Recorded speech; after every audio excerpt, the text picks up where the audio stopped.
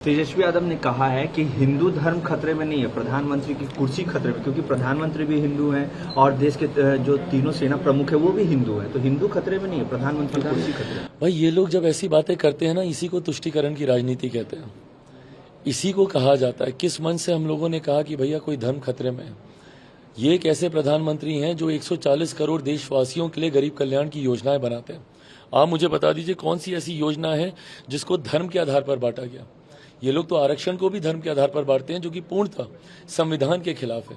ऐसे में अगर आज 81 करोड़ लोगों को देश में अगर अनाज मिल रहा है 5-5 किलो का, उसमें कहीं ये देखा गया कि ये हिंदू को बांटा जा रहा है या ये मुसलमान को बांटा जा रहा है। जब हम लोग उज्ज्वला दे रहे हैं तो उज्ज्वला हम लोगों ने कभी ये देख के तो नहीं दिया कि ये हिंदू महिला को दिया जा रहा है या मुस्लिम महिला को दिया जा रहा है, या शौचालय हिंदू महिला के घर पे बन रहा है या मुस्लिम महिला के घर पे बन रहा है। ये जब ऐसी बातें करते हैं कि ये धर्म खतरे में है, वो धर्म खतरे में है, ये हकीकत में तुष्टीकरण की राजनीति करते हैं। और जिसका सबसे ज्यादा नुकसान भारत को और बिहार को हुआ।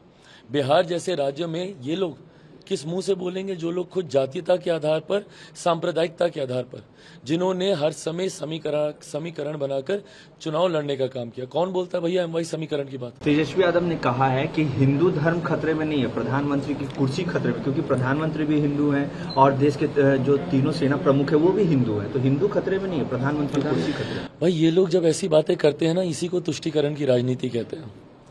इसी को कहा जाता है। किस मन से हम लोगों ने कहा कि भैया कोई धर्म खतरे में है। ये एक ऐसे प्रधानमंत्री हैं जो 140 करोड़ देशवासियों के लिए गरीब कल्याण की योजनाएं बनाते हैं। आप मुझे बता दीजिए कौन सी ऐसी योजना है जिसको धर्म के आधार पर बांटा गया। ये लोग तो आरक्षण को भी धर्म के आधार पर बांटते हैं, जो कि पूर्णतः संविधान के खिलाफ है।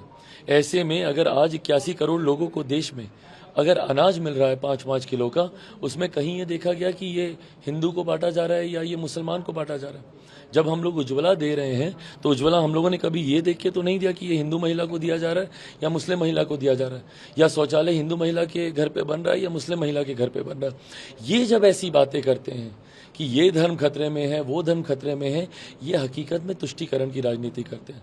और जिसका सबसे ज्यादा नुकसान भारत को और बिहार को हुआ।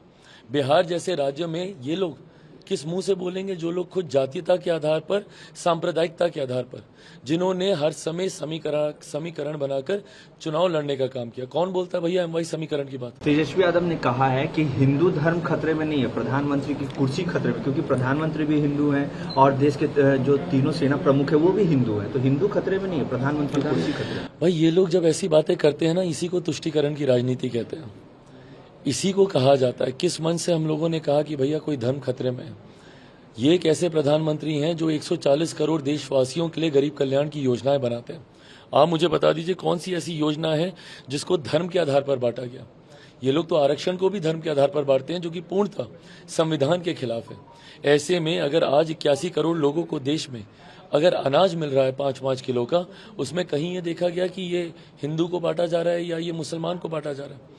जब हम लोग उज्ज्वला दे रहे हैं तो उज्ज्वला हम लोगों ने कभी ये देख के तो नहीं दिया कि ये हिंदू महिला को दिया जा रहा है या मुस्लिम महिला को दिया जा रहा है, या शौचालय हिंदू महिला के घर पे बन रहा है या मुस्लिम महिला के घर पे बन रहा है। ये जब ऐसी बातें करते हैं कि ये धर्म खतरे में है, वो धर्म खतरे में है, ये हकीकत में तुष्टीकरण की राजनीति करते हैं। और जिसका सबसे ज्यादा नुकसान भारत को और बिहार को हुआ। बिहार जैसे राज्य में ये लोग किस मुंह से बोलेंगे, जो लोग खुद जातीयता के आधार पर, सांप्रदायिकता के आधार पर, जिन्होंने हर समय समीकरण बनाकर चुनाव लड़ने का काम किया। कौन बोलता है भैया हम वही समीकरण की बात।